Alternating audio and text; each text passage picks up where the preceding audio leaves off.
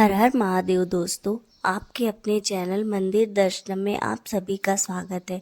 इस वीडियो में हम परिवर्तनी एकादशी व्रत की कथा सुनेंगे। परिवर्तनी एकादशी व्रत के संबंध में अन्य जानकारी मैं आपको पहले ही दे चुकी हूँ, उसका लिंक मैं वीडियो में डाल दूंगी। आइए कथा को सुनते हैं। परिवर्तनी एकादशी व्रत की कथा इस प्रकार है। पौराणिक कथाओं के अनुसार श्री कृष्ण ने भगवान युधिष्ठिर को परिवर्तनी एकादशी की कथा सुनाई थी। श्री कृष्ण कहने लगे, हे राजन, अब आप सब पापों को नष्ट करने वाली कथा का श्रवण करें।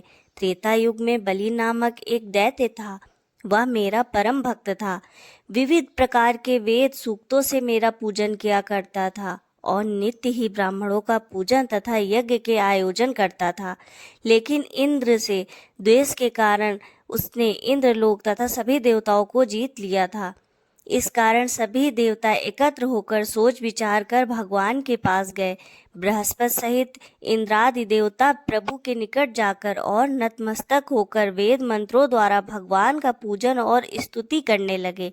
अतः मैंने वामन रूप धारण करके 5वां अवतार लिया और फिर अत्यंत तेजस्वी रूप से राजा बलि को जीत लिया। इतनी वार्ता सुनकर राजा युधिष्ठिर बोले कि हे जनार्दन, आपने वामन रूप धारण करके उस महाबली दैत्य को किस प्रकार जीता? श्री कृष्ण ने कहा, मैंने वामन रूप धारी ब्रह्मचारी बलि से 3 पग भूमि की याचना करते हुए कहा, हे, ये मुझको 3 लोक के समान है और हे राजन, यह तुमको अवश्य ही देनी होगी।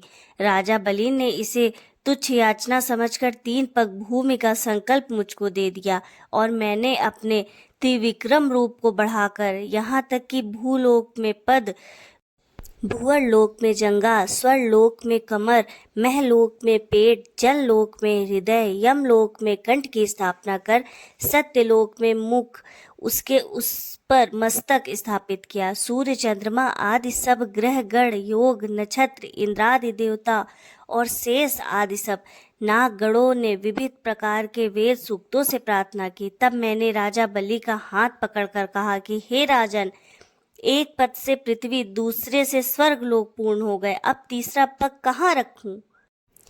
तब बलि ने अपना सिर झुका लिया और मैंने अपना पैर उसके मस्तक पर रख दिया, जिससे मेरा वह भक्त पाताल को चला गया।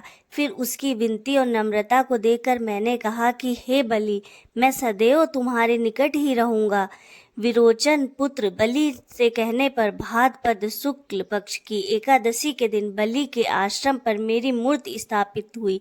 इस प्रकार दूसरी क्षीर सागर में शेषनाग के पष्ठ पर हुई। हे राजन, इस एकादशी को भगवान शयन करते हुए करवट लेते हैं, इसलिए तीनों लोकों के स्वामी भगवान विष्णु का उस दिन पूजन करना चाहिए।